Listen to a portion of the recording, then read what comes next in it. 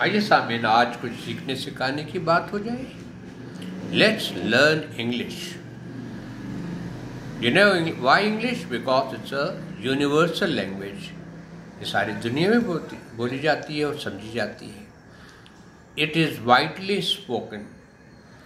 तो बहरहाल इंग्लिश की नॉलेज जानना ज़रूरी है, क्योंकि हमारे यहाँ कोई काम भी इंग्लिश के बगैर नहीं हो पाता। हम कॉलेज के फॉर्म भरते हैं, स्कूल के फॉर्म भरते हैं, ऑफिस में जाके वहाँ के फॉर्म भरते हैं, या हमारी जो भी डॉक्यूमेंटेशन होती है यानी कागजी कार्रवाई, वो सारी इंग्लिश ज़ुबान में होती है। तो ये तो चंद बातें हो गई इंग्लिश के हवाले से। लिहाजा acquiring English knowledge is must for everybody. हर एक के लिए ये ज़रूरी है कि वो अंग्रेज़ी की नॉलेज अपनी पढ़ाए। And it is not difficult, I tell you, बहुत ही आसान है। It's a piece of cake, very easy. लेकिन ये आपका वक्त मांगता है। आपको इसको वक्त देंगे तो ये आप तक पहुंच जाएगी और आपके दिमाग में बैठ जाएगी, और फिर वहाँ से निकलेगी बड़ी मुश्किल से, बल्कि निकलेगी ही नहीं। ये कहेगी मैं क्यों जाऊँ, मुझे तो सही जगह मिल गई है। तो ये इंग्लिश के हवाले से चंद बातें हुई।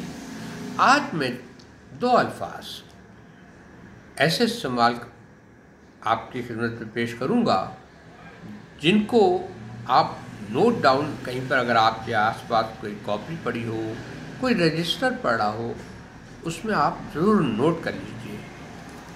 These are two very important words। और आम बोलचाल में भी इनका इस्तेमाल होता है। तो एक वर्ड है पेसिमिस्ट, PSSIMIST, पेसिमिस्ट। अब आप कहेंगे कि पेसिमिस्ट क्या होता है भाई? ये एक ऐसा शख्स होता है जो कि हर चीज़ में, हर बात में कोई ना कोई नुक्स निकालता है, उसको कोई ना कोई गलती नज़र आती है। चाहे उसको कोई खूबसूरत पेंटिंग दिखा दीजिए आप, या कोई पिक्चर दिखा दीजिए, वो उसमें से भी कोई ना कोई खराबी निकाल लेगा। तो अंग्रेज़ी में इसको हम इस तरह से डिफ़ाइन कर सकते हैं, अ pessimist is a person who always looks at the dark side of a thing.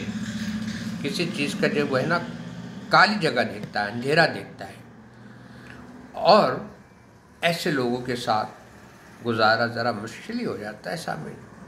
To get along with this type of people is not easy, and nobody likes to be with such people। कोई भी नहीं चाहेगा कि ऐसे लोगों की company में बैठे। और फिर दूसरा वर्ड है जो कि इसका ऑपोजिट है, जिसको हम ऑपोजिट के लिए एक वर्ड एंटीनियम भी यूज़ करते हैं, वो है ऑप्टिमिस्ट। अब इसका ऑपोजिट है, लिहाजा क्या होगा? ऐसा शख्स जिसको आप कुछ भी ख़राब चीज़ भी दिखा दें तो उसमें से वो अच्छा ही निकालेगा, यानी कि वो हमेशा पॉजिटिव फ्रेम ऑफ माइंड में रहता है, जबकि पेसिमिस्ट हमेशा नेगेटिव फ्रेम ऑफ माइंड में रहता है। उसके अंदर नेगेटिविटी का एलिमेंट ज़्यादा होता है और ऑप्टिमिस्ट में पॉजिटिविटी का एलिमेंट ज़्यादा होता है। और तो इसकी डेफिनेशन भी मैं बताता चलूँ, a person who always looks at the bright side of a thing is called optimist. अब आप ये बताइएगा कि आपकी शख्सियत कौन से इसमें फिट होती है? मेरा ख्याल है आप ऑप्टिमिस्ट होंगे। You must be looking always at the bright side of a thing.